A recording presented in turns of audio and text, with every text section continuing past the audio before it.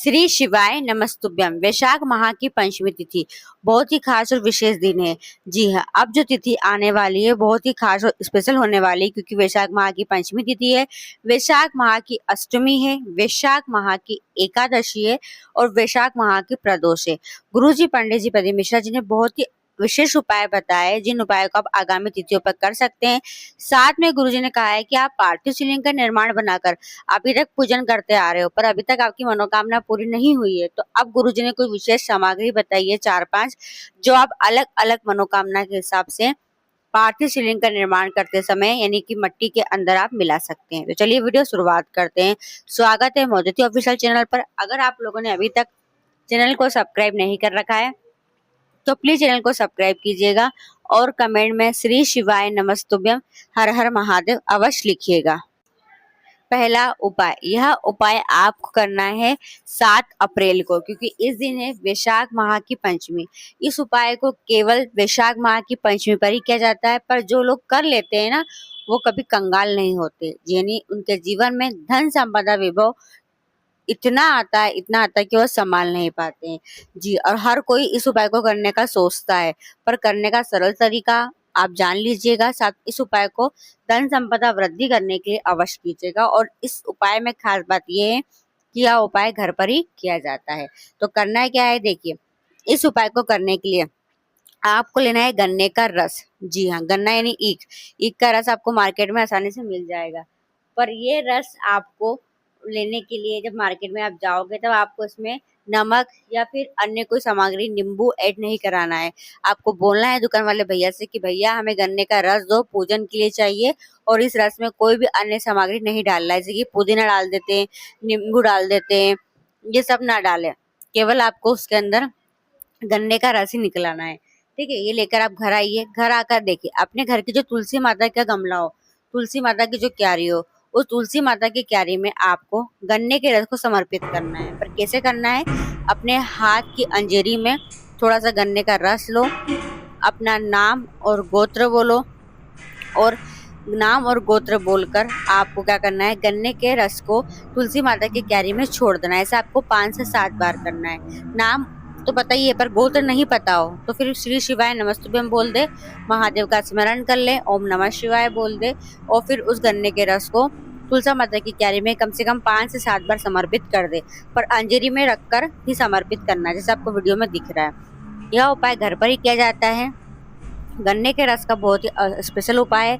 अगर किसी कारणवश गन्ने का रस नहीं मिल पाता है तो जो गुड़ आता है ना, उस गुड़ के पानी से भी इस उपाय को आप कर सकते हैं। गुड़ को पानी में घोल ले और जो रस निकले, गुड़ का पानी निकले, उससे भी इस उपाय को आप कर सकते हो।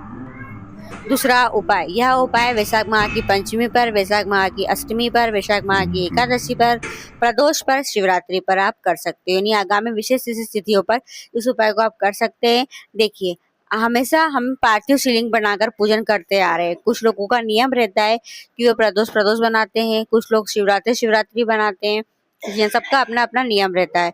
अगर अभी तक आप शिवलिंग बनाते आ रहे हैं पर आपकी मनोकामना पूरी नहीं हुई है, तो आप अपने शिवलिंग बनाने का तरीका बदल दो। यानी कि आप जब पार्थिव शिवलिंग का निर्माण करो तो माटी में अपनी मनोकामना के हिसाब से ये सामग्री आप ऐड करो। सबसे पहला है रोग मुक्ति के लिए।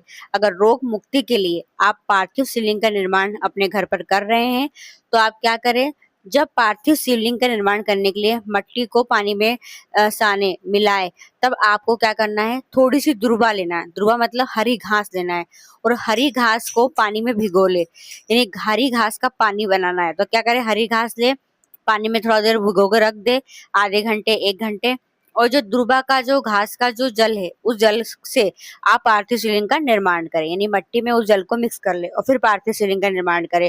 फिर देखिए, आपकी जो भी बीमारी है, जिस बीमारी के लिए आप रोग मुक्ति के लिए महादेव का शिवलिंग का निर्माण करके पूजन कर रहे हैं, वो सक्सेस होगा। अभी तक बाबा ने नहीं सुनी है तो बाबा सुनेंगे। तो रोग मुक्ति के लिए हरी घास का जो पानी होता है, उससे पार्थिव शिवलिंग का निर्माण किया जाता है। जी हाँ। दूसरा है मंगल विवाह के लिए। अगर विवाह में बहुत देरी हो रही है, जी हाँ, उम्र काफी बढ़ चुकी है, 32 साल, 40 साल, 45 साल तक की हो गई है, वो विवाह के रिश्ते नहीं आ रहे हैं अभी तक, तो लड़का है और लड़की वो पार्थिव शिवलिंग का निर्माण करना शुरुआत करें। अब जो पार्थिव शिवलिंग का निर्माण करे तो क्या करे, शिवलिंग बनाने के लिए जो मट्टी लाए उस मट्टी के अंदर गाय माता का घी अवश्य मिक्स करे। जी हाँ, गाय माता का घृत मिक्स करके मट्टी को सान ले और फिर शिवलिंग का निर्माण करे। ऐसा करने से मंगल विवाह बहुत जल्दी होता है।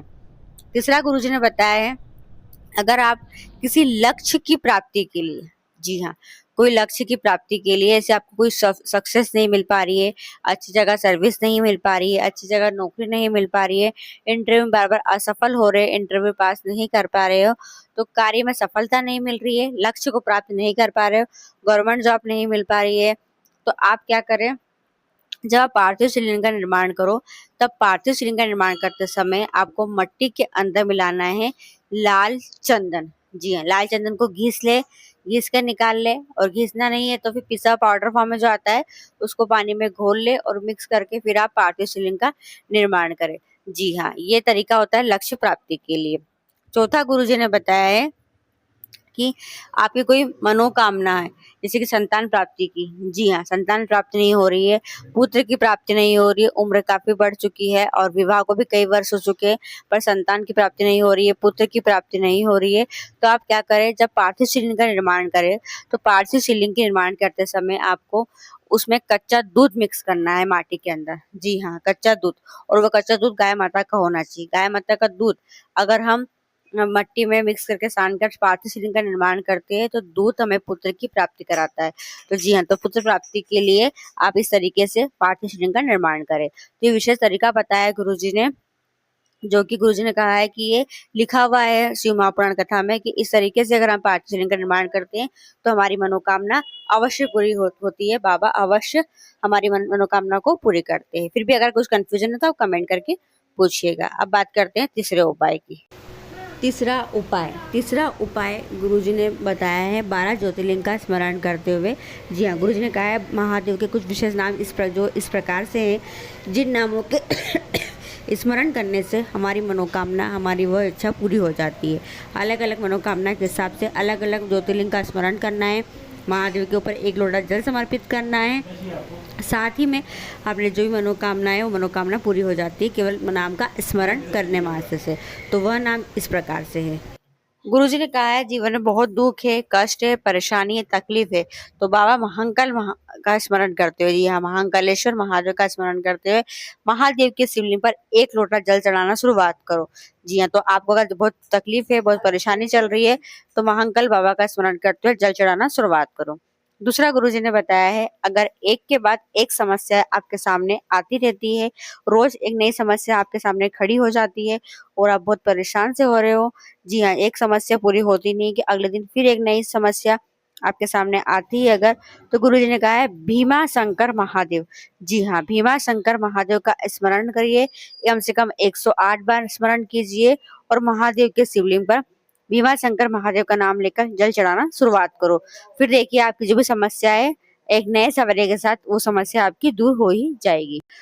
तीसरा बताया गुरुजी ने, अगर को खाना निगलने में दिक्कत आती है, भोजन निगलने में दिक्कत आती है, एसिडिटी की समस्या बनी रहती है, एसिडिटी खूब ज्यादा होती है, एसिडिटी से परेशान है, तो फिर आपको देवघर वाले वेदनाथ जी हाँ, देवघर वाले वेदनाथ महादेव का स्मरण करते हुए महादेव के शिवलिंग पर 1 लोटा जल चढ़ाना शुरुआत करो। जल चढ़ाओ, जल को झेल कर पीना, आचमन करना शुरुआत करो। क्या नाम लेना है? वेदनाथ महादेव। ऐसे गुरुजी ने और भी कई नाम बताए हैं, वो आपको आने वाली नई वीडियो के माध्यम से देखने को सुनने को उपाय मिल जाएंगे। अभी इस वीडियो के लिए इतना ही। ये विशेष उपाय जो वैशाख माह की पंचमी पर, अष्टमी पर यानी आगामी विशेष तिथियों पर कर सकते हैं। तो श्री शिवाय नमस्तुभ्यम। हर हर महादेव।